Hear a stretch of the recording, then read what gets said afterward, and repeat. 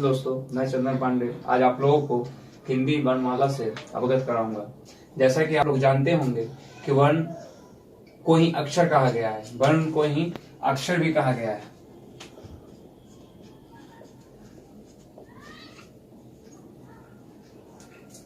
और वर्ण को अक्षर के साथ साथ इसे ध्वनि भी कहते हैं।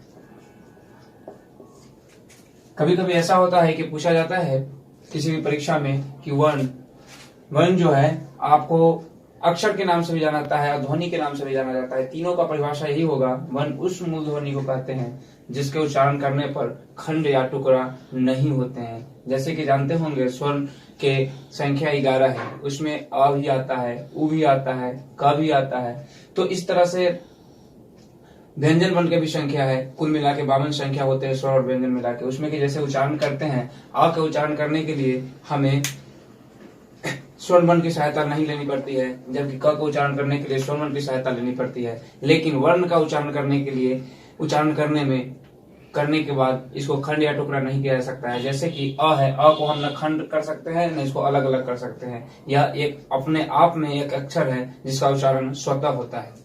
और इसके दो भेद होते हैं, पहला है स्वर्ण वर्ण, दूसरा है व्यंजन वर्ण। स्वर्ण वर्ण उस वर्ण को कहते हैं जिसका उच्चारण यानी कि स्वतः होता है, स्वयं होता है। इसको किसी भी वर्ण या किसी भी अक्षर की सहायता लेनी नहीं पड़ती है। जैसे अ को हम अलग अलग नहीं कर सकते, अ खुद स्वतः उसका उच्चारण होता है। आ हुआ, ई हुआ, बड़ी ई, छोटी ई, यानी कि जितने भी स्वर्ण वर्ण में संख्या 11 है, 11 वर्ण की उच्चारण करने के लिए किसी भी अन्य वर्ण का या किसी भी अक्षर या किसी भी ध्वनि का सहायता नहीं लेनी पड़ती है। जबकि उसका अपोजिट यानी विपरीत है व्यंजन वर्ण, जिसका उच्चारण करने में स्वर्ण वर्ण या किसी अन्य वर्ण की सहायता लेनी पड़ती है, क्योंकि इसका उच्चारण करने के लिए किसी न किसी वर्ण की सहायता लेनी पड़ेगी। जैसे मैंने उदाहरण के स्वरूप बताया क में क और अ दोनों मिलने के बाद क्या होता है, क बनता है।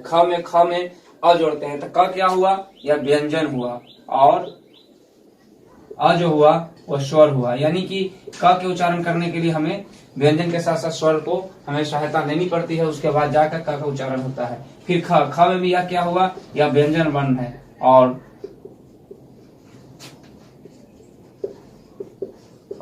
अ जो है यह क्या है, स्वर वर्ण है। यह दोनों के जोड़ने के बाद क्या होता है, ख का उच्चारण होता है। फिर ग में भी उसी तरीके से है, ग जो है व्यंजन वर्ण है और अ जो है स्वर वर्ण है। यानी कि व्यंजन वर्ण में यही कहा गया है, इसका यही परिभाषा होता है, इसको उच्चारण करने में किसी न किसी वर्ण की सहायता लेनी पड़ती है, वह स्वर्ण वर्ण हो या किसी अन्य वर्ण की भी सहायता लेनी पड़ती है, तब जाके व्यंजन वर्ण का उच्चारण होता है। और स्वर्ण वर्ण के भी दो भेद होते हैं, पहला है हर्ष स्वर, दूसरा है दीर्घ स्वर। कभी कभी बहुत सारे वैज्ञानिक शास्त्री हैं, उनका कहना है कि स्वर वर्ण के 3 प्रकार होते हैं, पहला हर्ष स्वर, दूसरा दीर्घ स्वर और तीसरा पलुष स्वर। लेकिन मुख्यतः 2 ही स्वर होते हैं, जिसका हर्ष स्वर और दीर्घ स्वर। हर्ष स्वर जिसका उच्चारण करने में सबसे कम मात्रा, सबसे कम समय लगता है, और दीर्घ स्वर में हर्ष स्वर के दुगुना समय लगता है और पलुष स्वर में उसके तिगुना समय लगता है। ठीक है, दीर्घ स्वर जिसका उच्चारण स्वर के वर्ण के 2 भेद होते हैं, पहला मैंने बताया था हर्ष स्वर, दूसरा बताया था मैंने दीर्घ स्वर। दीर्घ स्वर जिसका उच्चारण करने में हर्ष स्वर से दुगुना समय लगता है, यानी उससे अधिक समय लगता है, और हर्ष स्वर में बहुत कम से कम समय लगता है। जैसे कि मैंने बताया था अ, छोटी ई, छोटी ऊ का मात्रा, और इसमें इसका उच्चारण करने में उसका दुगुना समय लगता है। जैसे कि आ के बोलने में अ और अ जब हम जोड़ते हैं तब जाके इसका उच्चारण आ होता है। उसी तरह ई और ई को जोड़ते हैं तब इसका उच्चारण जाके ई होता है। फिर ऊ भी इसी तरह से है, ऊ प्लस ऊ को जोड़ते हैं तब जाके इसका उच्चारण ऊ होता है।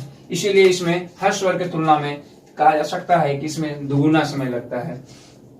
व्यंजन वर्ण इसके 3 प्रकार होते हैं, पहला स्पर्श व्यंजन, दूसरा अंशतः व्यंजन, तीसरा उष्म व्यंजन।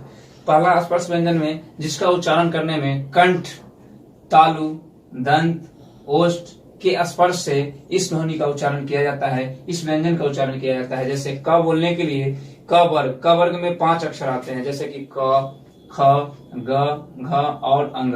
यानी इसका उच्चारण करने में इसका उच्चारण कंठ से होता है।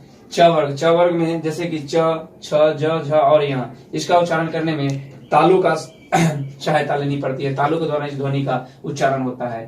ट वर्ग में भी 5 अक्षर आते हैं, जैसे ट, ठ, ड, ढ और बड़ी न। इसका मूर्धा से इसका उच्चारण किया जाता है। और त वर्ग के उच्चारण करने के लिए जैसे इसमें 5 अक्षर इसमें भी आते हैं, त वर्ग में वर्ग होता है एक समूह को कहते हैं जिसमें कि कई अक्षर आते हैं, जैसे क वर्ग में भी क से लेके अंग तक आया, च वर्ग में च से लेके यहाँ तक आया, ट वर्ग में ट से लेके न तक आया, त वर्ग में त से लेके न तक आया और प वर्ग में प से लेके म तक आया।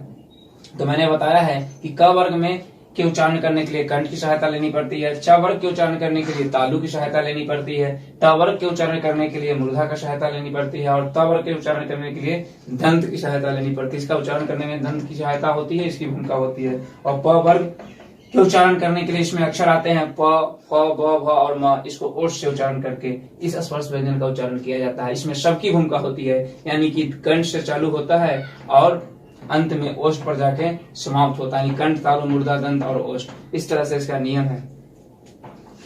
उसके बाद अंशतः व्यंजन, जैसे कि इसमें 4 अक्षर आते हैं य अलावा का, य अलावा, और उस व्यंजन में याद कुछ नहीं करना है, इसमें इतना ही ध्यान रखना है समझने के लिए कि अंशतः व्यंजन में य अलावा शुरू के 4 लेटर आते हैं और उस व्यंजन में उसके बाद के 4 लेटर आते हैं, जैसे कि तलाव श, मूर्धन स, दंत स और ह। इसमें भी कई अंतर होते हैं जो नीचे बताऊंगा। अंशतः व्यंजन जैसे कि य, र, ल, व, यह स्वर और व्यंजन के बीच में आता है, इसे अंत और स्थित है और इसीलिए इसका अंशतः व्यंजन कहा गया है। उस व्यंजन जैसे तालाब स, मूर्धन स, दंत स, इस तीनों स में भी अंतर पाया गया है। तालाब स, मूर्धन स और दंत स, इस तीनों में भी अंतर होता है। कहा जाता है कि तालाब स का उच्चारण जो होता है, इसका उच्चारण स्थान है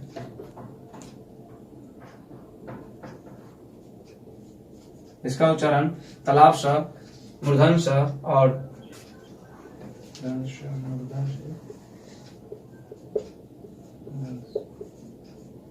यानी कि तालाब स का उच्चारण तालु स होता है, मूर्धन स के मूर्धा स और दंत स का दंत स। यही तीनों स में डिफरेंट होते हैं। इसीलिए कई परीक्षा में ऐसा पूछा गया है अभी तक प्रतियोगिता की परीक्षा में कि इसका उच्चारण कैसे कैसे होता है। तो तालाब स का उच्चारण तालु से, मूर्धन स का उच्चारण मूर्धा से और दंत स का उच्चारण दंत से किया जाता है। यही उष्म व्यंजन, इसका उच्चारण करने में रगर और घर्षण से उत्पन्न उष्म वायु से होता है। इसके उच्चारण करने में थोड़ा अधिक समय लगता है क्योंकि इसको उच्चारण करने में रगर होता है और घर्षण से उत्पन्न उष्म वायु निकलती है जिससे इसका उच्चारण होता है। इसलिए तीनों स में यही अंतर है। तालाब स जिसका उच्चारण तालु से होता है, मूर्धन स जिसका उच्चारण मूर्धा से होता है और दंत स जिसका उच्चारण दंत से होता है।